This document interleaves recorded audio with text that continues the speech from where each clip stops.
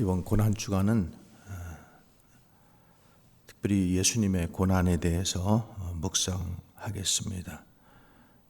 오늘은 이사야서 53장 말씀 우리가 함께 나누겠습니다. 예수님은 연한 순처럼 연약한 아이의 모습으로 이 땅에 오셨습니다. 이사야 53장은 정말 보석 같은 말씀이 담겨 있습니다. 이사야서는 66장으로 되어 있어요. 성경이 66권인 것처럼 66장으로 되어 있고 성경 전체를 담고 있는 책입니다. 그래서 1장부터 39장까지는 구약의 모습이고 또 40장부터 66장은 신약의 모습입니다. 구약에서 장차 오실 예수님의 모습이 담겨 있습니다. 특별히 오리지널 복음이라고 하는 창세기 3장 15절에 여자의 후손이 뱀의 머리를 밟을 것이다. 이 원복음에 속한 원복음에 담긴 메시아는 반드시 여자의 후손으로 와야 된다라는 것이죠. 여자의 후손이 어떻게 태어날 것인지를 담아둔 예언서가 이사야서입니다. 그래서 이사야 7장 14절의 말씀을 우리가 이 아침에 한번 찾아보겠습니다. 이사야 7장 14절의 말씀.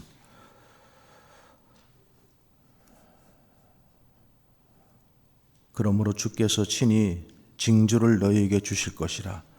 보라, 처녀가 잉태하여 아들을 낳을 것이요 그 이름을 임마누엘이라 하리라. 처녀가 잉태해서 아들을 낳을 것이다. 그리고 그 이름을 임마누엘이라 하리라. 이게 메시아의 징조라는 거죠. 이게 메시아의 징조라는 거예요.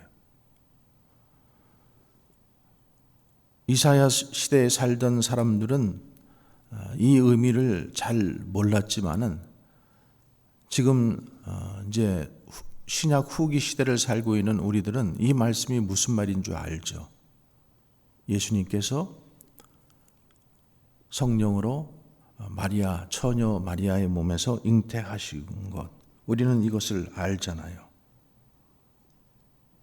그런데 그 아이가 어떤 아이인가 하면은 이사야서 9장 6절의 말씀 보세요.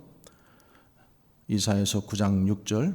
이는 한 아기가 우리에게 낳고 한 아들을 우리에게 주신 바 되었는데 그 어깨에는 정사를 메었고 그 이름은 기묘자라 모사라 전능하신 하나님이라 영존하시는 아버지라 평강의 왕이라 할 것이라.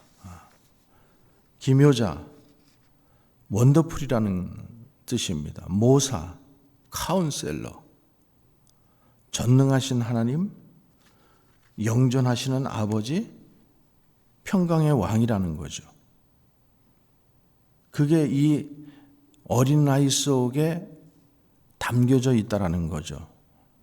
그리고 이 아이는 반드시 다윗의 후손으로 와야 된다라는 거죠. 이사야서 11장 1절의 말씀을 보면은 이새의 줄기에서 한 싹이 나며 그 뿌리에서 한 가지가 나서 결실할 것이요. 이새, 다윗의 아버지가 이름이 이새잖아요. 그 이새의 줄기에서 한 싹, 예수님을 이렇게 한 싹, 순 이렇게 표시를 지금 하고 있어요. 그래서 이새의 줄기에서 이 땅에 오시는 것이 아름다운 소식이다. 또 이사야 40장 9절의 말씀 한번 보시기 바랍니다. 이사야 40장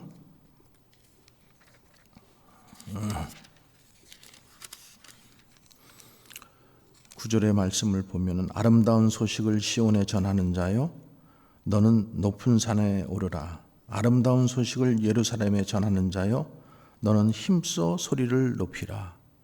두려워하지 말고 소리를 높여 유다의 성읍들에게 이르기를 너희의 하나님을 보라. 이 아름다운 소식을 전하는 자, 아름다운 소식 속에 하나님이 계신 것이죠. 우리에게 좋은 소식을 가져온 그 하나님, 그분이 누구신가?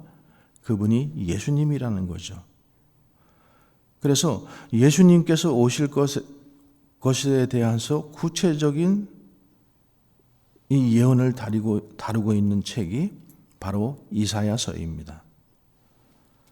자, 오늘 우리가 읽은 이사야 53장 전에 52장이 있습니다. 52장 7절의 말씀에 한번 보시면은 좋은 소식을 전하며 평화를 공포하며 복된 좋은 소식을 가져오며 구원을 공포하며 시온을 향하여 이르기를 내 하나님이 통치하신다 하는 자의 산을 넘는 발이 어찌 그리 아름다운가. 좋은 소식을 전한다라는 거예요. 평화를 공포하고 복된 좋은 소식. 복음을 전하는 자의 발이 아름답다. 예수님이 오셔서 지금 복음을 주시는데 복음에 관한 이야기를 하는 거예요. 아름다운 소식, 좋은 소식, 굿뉴스. 그러면서 아름다운 소식을 전하는 종의 모습을 이사야서 52장 13절에서 15절에 있습니다. 우리 함께 읽겠습니다. 이사야서 52장 13절에서 15절 보라 내 종이 형통하리니 받들어 높이 들려서 지극히 존귀하게 되리라. 전에는 그의 모양이 타인보다 상하였고 그의 모습이 사람들보다 상하였으므로 많은 사람이 그에 대하여 놀랐거니와 그가 나라들을 놀라게 할 것이며 왕들을 그로 말미암아 그들의 입을 봉하리니 이는 그들이 아직 그들에게 전파되지 아니한 것을 볼 것이요 아직 듣지 못한 것을 깨달을 것입니다. 예수님이 형통하게 할 것이라는 거예요. 보라 내 종이 예수님이라는 거죠. 형통하게 한들 받들어 높이 들려서 지극히 존귀하게 되리라. 아름다운 소식을 전하는 그 종이 형통할 것이다. 이렇게 지금 말씀하고 있는 거죠. 그래서 하나님의 뜻을 이루는 게 우리가 형통이라고 해요. 형통이 뭐라고요? 하나님의 뜻을 이루는 게 형통이에요. 내가 잘 되는 게 형통이 아니라 내가 원하는 것이 되는 게 형통이 아니라 하나님의 뜻이 이루어지는 것이 형통입니다.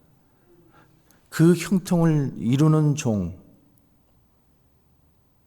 그 종은 고난받는 종이라는 거예요. 고난받는 종.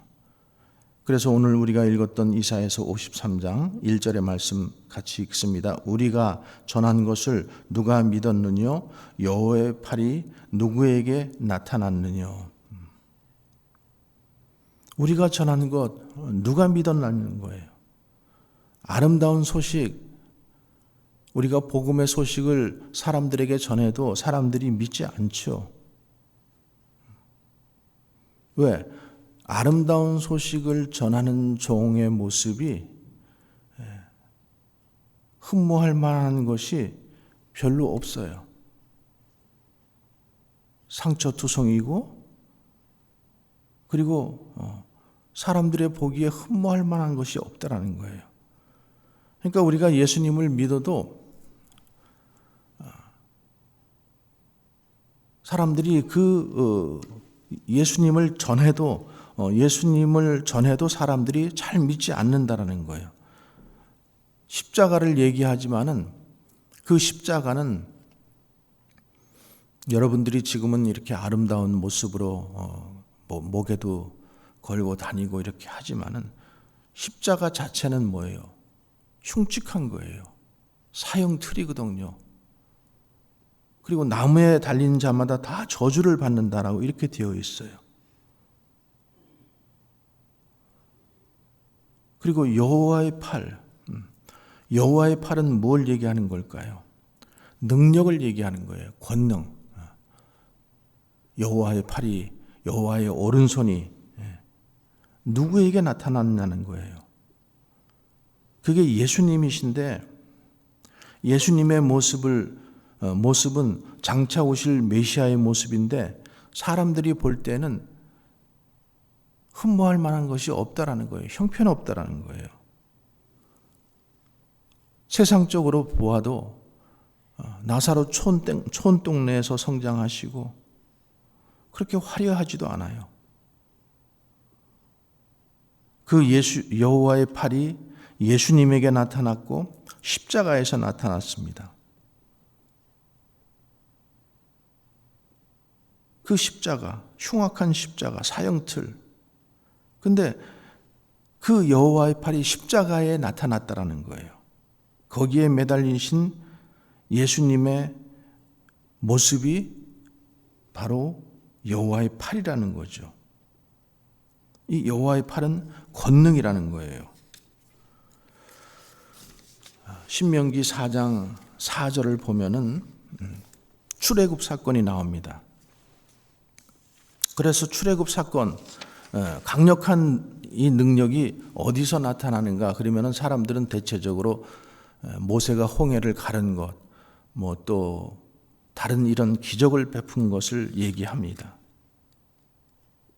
근데 하나님의 팔, 하나님의 능력, 이 강한 능력이 어디 있는가 하면은 유월절, 사실은 유월절 어린 양에게 있다라는 거죠. 그래서 여호와의 팔, 여호와의 권능과 능력이 누구에게 나타났느냐? 유월절 어린 양이신 예수님에게 나타났다라는 거예요.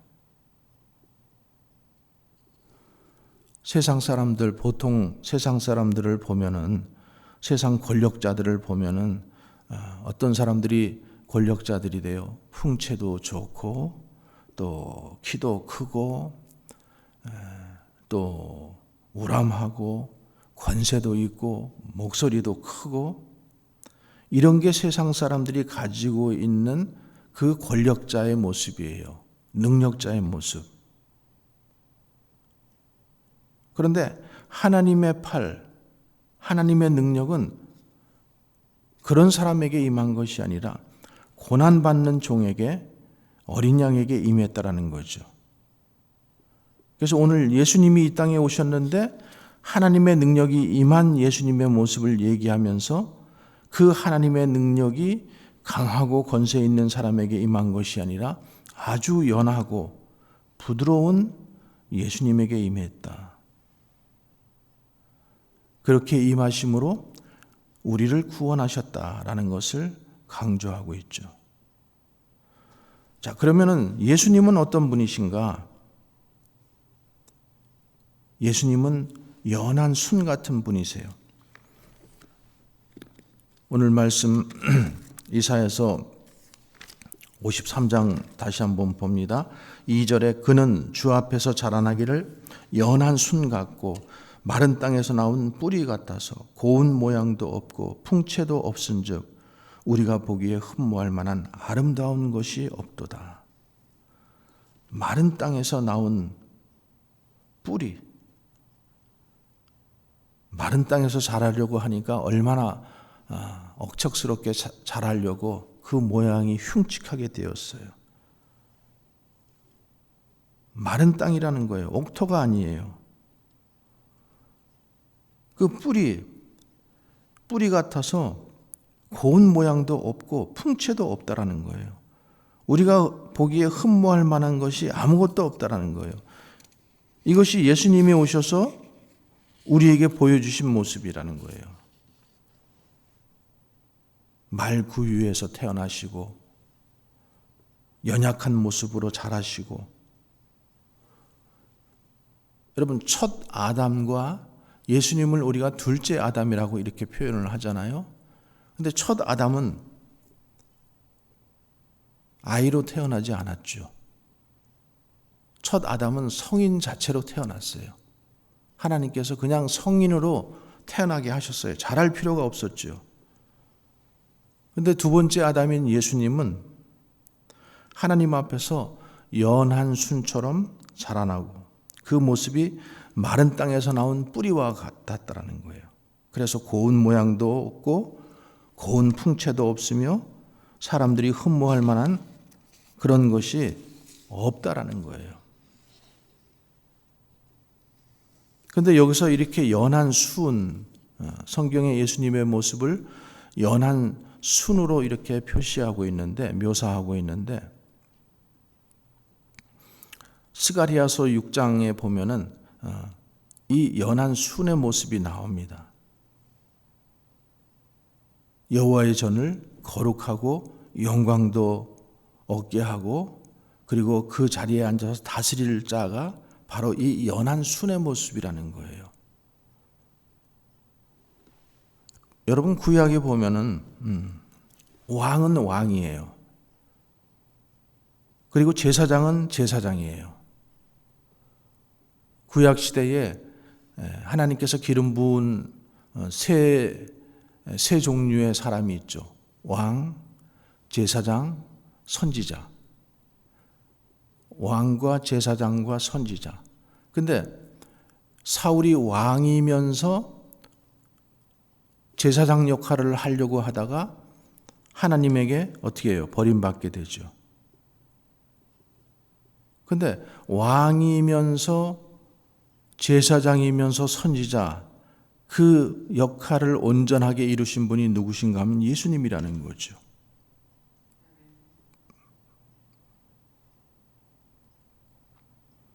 이 세 가지 역할을 하신 분은 예수님밖에 없어요. 그런데 그분이 연한 순의 모습으로 이 땅에 오셨다라는 거예요. 자, 이 연한 순의 모습이 뭘까? 연한 순은 작은 순입니다. 예수님은 작은 자로 오셨어요. 예수님은 작게 시작하십니다. 그래서 예수님께서 비유로 말씀하신 것 중에 천국은 마치 작은 겨자씨와 같다 이렇게 비유를 하시잖아요.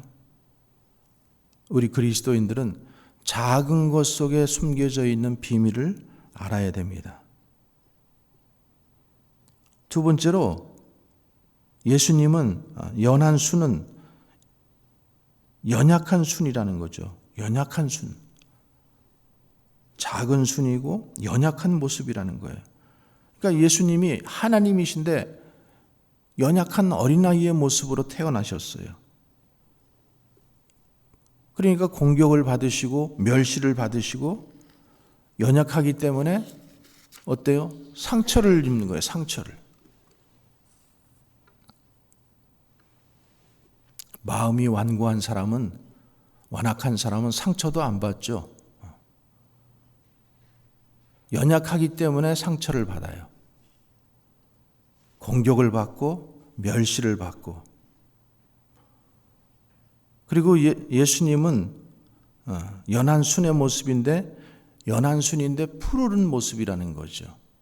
푸르다. 그래서 예수님은 언제나 푸르셔요. 싱싱하셔요. 생명을 의미하죠. 그래서 영원한 생명, 영생을 의미하는 거예요. 영생.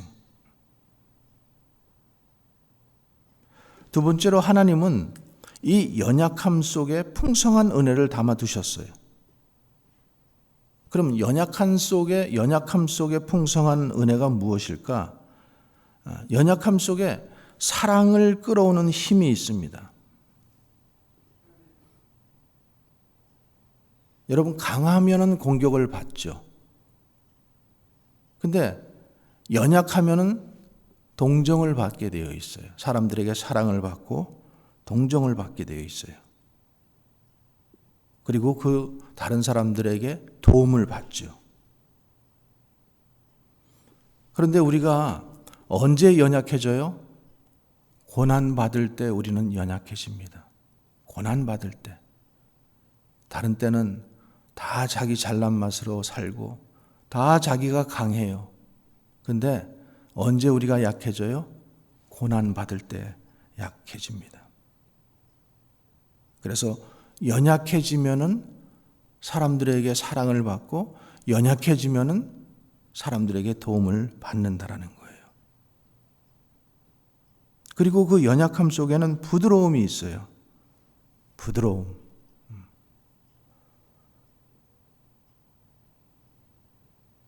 여러분, 사랑은 온유하잖아요. 부드럽잖아요. 텐더하다라고 말하고 있어요.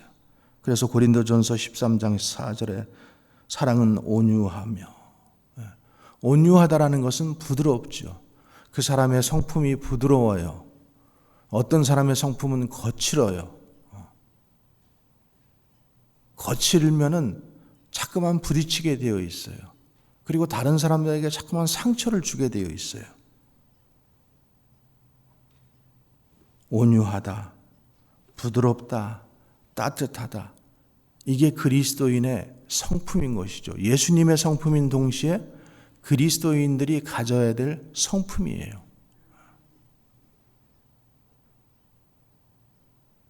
그러면서 이사야는 이 예수님의 모습을 얘기하면서 예수님은 절대로 큰 소리 치시는 분이 아니라는 거예요. 예수님이 어디에서도 절대로 큰 소리 치시는 모습이 안 나와요.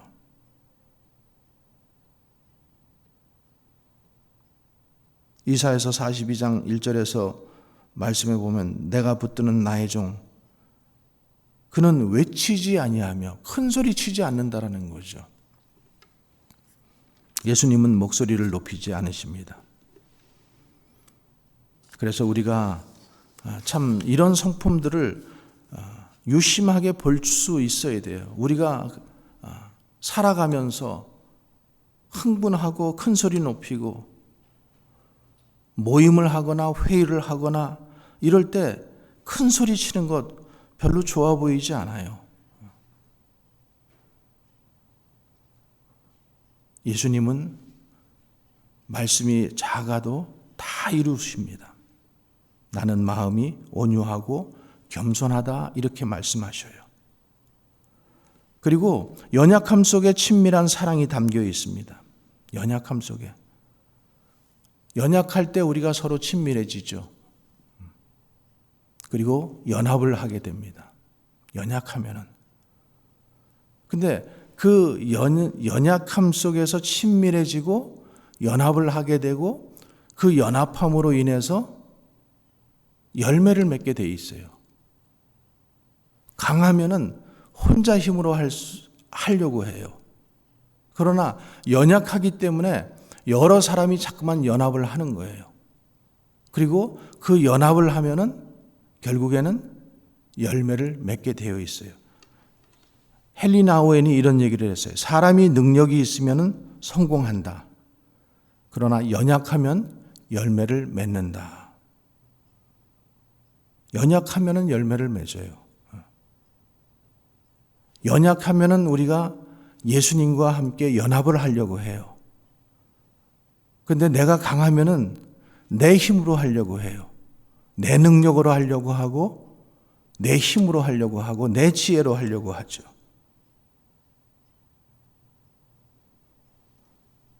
사람들이 연약해질 수 있는 장소가 식탁과 침실입니다. 그 식탁과 침실은 사람들이 모든 무장을 다 해제하고 함께 교제를 하는 장소예요. 그래서 이 식탁 그리고 침실,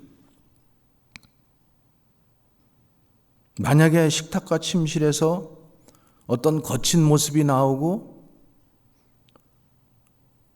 식탁과 침실이 불편한 사람들은 그리고 그것을 뒤엎거나 아니면은 그 식탁에서 험악한 말을 하는 사람들은 정말 좋지 않은 모습들이죠. 친밀함 속에서 열매는 맺어지게 되어 있죠. 부드러움 속에서. 그래서 예수님께서 요한복음 15장 5절에 나는 포도나무요 너희는 가지다. 저가 내 안에 내가 저 안에 있으면 많은 열매를 맺게 된다라고 되어 있죠. 그리고 연약함 속에 그리스도의 능력이 임합니다. 여러분, 이게 중요합니다. 연약함 속에 연약한 것으로 아무것도 할 수 없을 것 같지만은 연약함 속에 그리스도의 능력이 있다라는 거예요. 여호와의 팔이 누구에게 나타났느냐?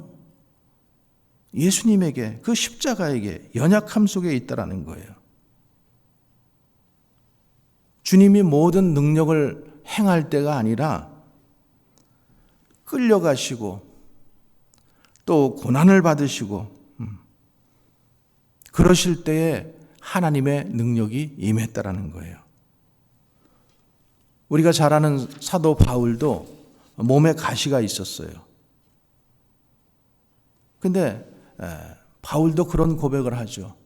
나에게 이 가시를 주신 것은 내가 자고하지 않게 하려, 내가 교만해지지 않게 하려 함이라.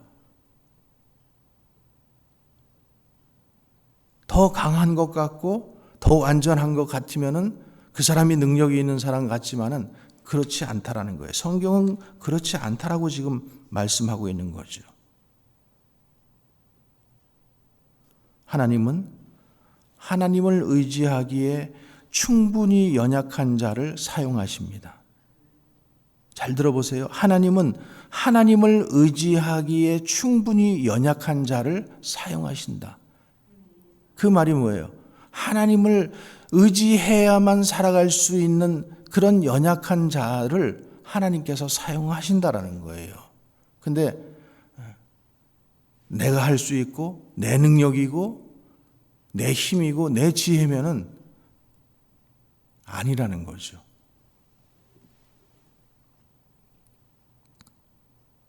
예수님은 마른 땅을 비옥하게 만드시는 연한 순이십니다. 2절의 말씀 다시 한번 읽어봅니다. 그는 주 앞에서 자라나기를 연한 순 같고 마른 땅에서 나온 뿌리 같아서 고운 모양도 없고 풍채도 없은즉 우리가 보기에 흠모할 만한 아름다운 것이 없도다. 여러분, 세상은 옥토가 아니죠. 세상은 마른 땅이에요. 사람들의 마음도 마른 땅이에요. 하나님께서 이사야서에 보면은 누가 나를 위하여 갈고 이렇게 물어보실 때에 이사야서가 제가 가겠습니다. 그때 하나님께서 뭐라 그러셔요? 내가 사람들에게 가도 사람들이 내 말을 듣지 않을 것이다. 왜? 그들의 마음이 완악하기 때문에, 완고하기 때문에, 그들의 마음이 마른 땅이기 때문에 믿지 않을 것이다. 이렇게 말씀하십니다. 그런데 예수님은 놀랍게도 이 마른 땅 같은 세상을, 마른 땅 같은 세상 사람들의 마음을 그 속에 심겨줘서 그 마음을 옥토로 만드셨어요. 그게 우리들의 모습이잖아요. 그 속에 심겨줘서 그 마음을 옥토로 만드시고 마른 땅을 시내로 만드시고 생수가 넘치는 곳으로 만드셨어요.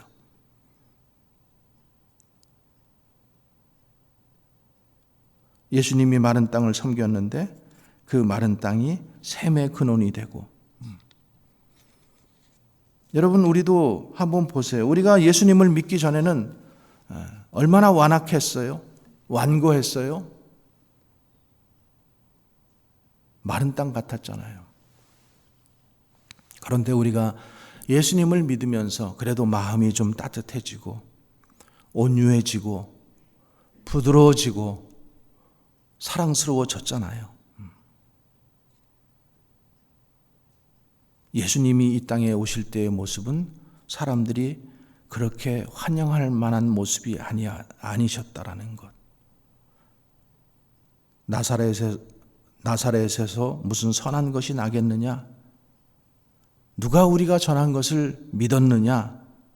여호와의 팔이 네게 나타났느냐? 가장 연약한 나사렛 촌동네 베들레헴 말구 위에서 태어나시고 목수의 아들로 자라시고 흠모할 만한 아무것도 없었다라는 거죠. 십자가는 마른 땅에서 나온 뿌리, 줄기 같은 것인데 십자가는 연약하고 흠모할 만한 것이 아무것도 없는 것인데 그런데 거기에 하나님의 능력이 있고 하나님의 사랑이 나타났다라는 거죠. 그래서 얼마나 지금 많은 사람들이 그 십자가를 보고 하나님을 찬양합니까? 십자가에서 흘린 예수 그리스도의 보혈을 찬양합니까? 그 이유는 하나님께서 십자가 나무에서 보혈을 흘리셨기 때문에, 마른 땅을 시내로 만드셨기 때문에,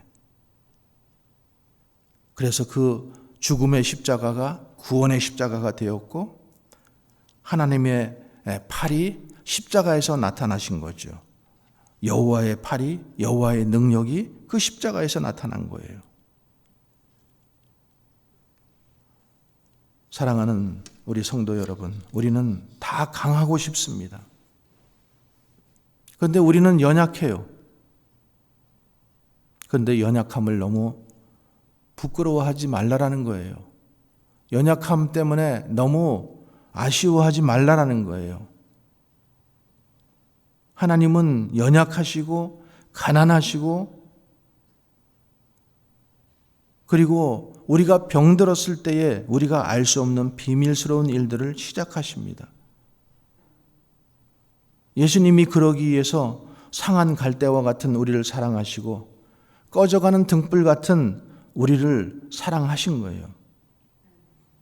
예수님께서 연한 순으로 오셔서 상처를 많이 받으셨어요. 연약한 자는 연약한 자의 마음을 알 수가 있어요. 아픈 사람은 아픈 사람의 마음을 알아요. 상처를 받았던 사람들이 그 상처 받은 사람의 마음을 알 수 있어요. 예수님께서 이 땅에 오셔서 그렇게 말씀하시고 그렇게 사셨어요. 오늘 이사야 53장 1절의 말씀을 기억하시면서 부드럽고 연약함으로 열매 맺는 한 주간이 되기를 주님의 이름으로 축원합니다. 기도하겠습니다.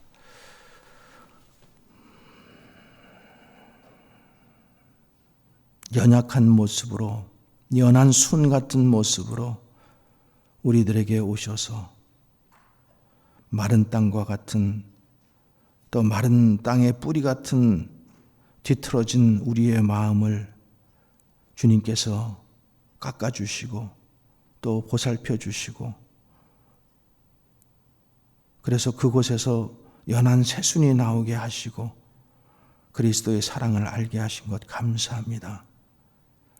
강함 속에 역사가 있는 것이 아니라 연약함 속에, 작은 것 속에 주님의 사랑과 능력이 있음을 다시 한번 깨달으며 우리 속에 있는 교만함들을 버리게 하시고 내 힘과 내 능력으로 할 수 있다, 될 수 있다라는 이 생각들을 버리고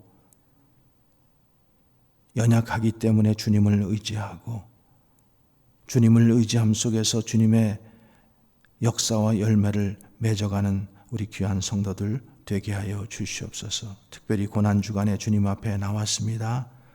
주님의 고난을 깊이 묵상하며 우리들의 심령 속에서도 깊은 은혜로 잔잔하게 흘러가 주시옵소서.